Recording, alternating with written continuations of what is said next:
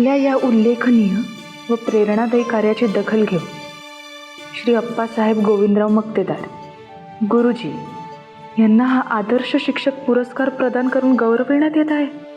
किती छान आहे. म्हणजे तेज प्रतापचे वडील शिक्षक होते.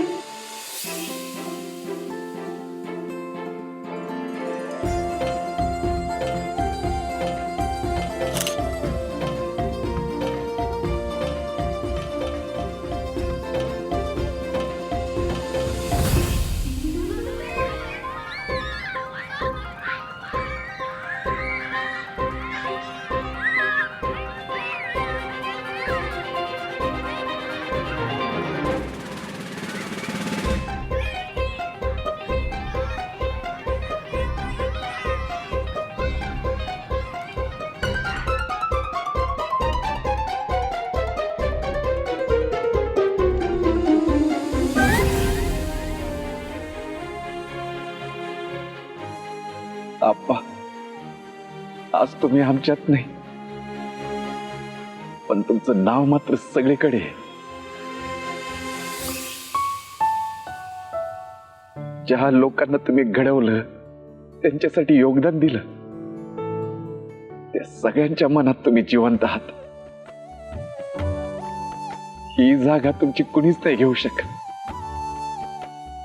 कुणीच नाही.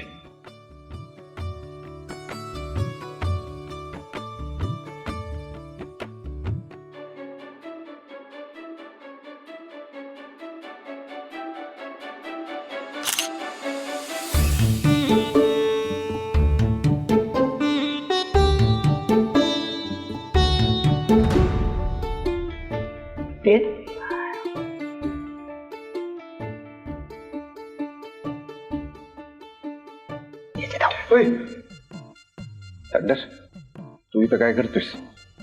हे काय करून आलेस? शिक्षक विद्यार्थी, मी म्हणलं नव्हतं तुम्हाला, तुम्ही जिकडे तिकडे थंडर. तुम्हीच म्हटला की शाळा सुटल्यावर न्यायला येईल म्हणून आलो. शाळा सुटली नव्हतं, चला की. विजयला काय झालंय? तुमच्या डोळ्यात पाणी काय? कोण काय बोललं काय तुम्हाला? नाही सांगा, नाव सांगा त्याचं. नाही एकेकाला सरळ केला तर बघा.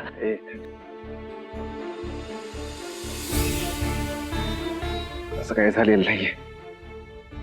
आणि आज कुणी काही जर येऊन बोललं ना मला, सगळं माफ आहे. आज माझ्या आयुष्यातला सगळ्यात भारी दिवस आहे थंडर.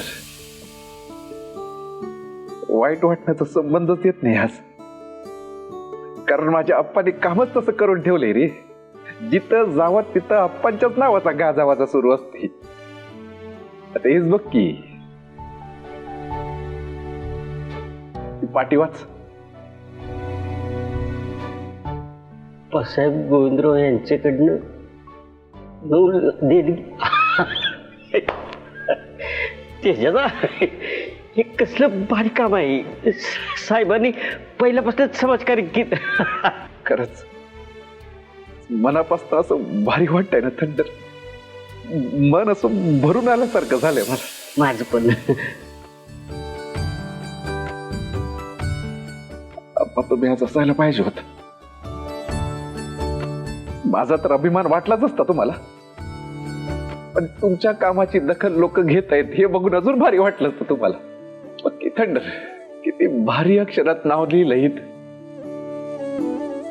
भारी वाटते रे. ते जरा झाले नव्हे इथलं. चला की मग, गाडी तयार आहे, लाली वाट बघते. घंटा, हा शाळेची घंटा व्हायची अजून. तू हो पुढं, मी फोन करतो तुला. आणि जवळ थांबू नको, जरा लांब थांब. मी येतो सायकल घेऊन. जा, बरं दिसतोय, जा.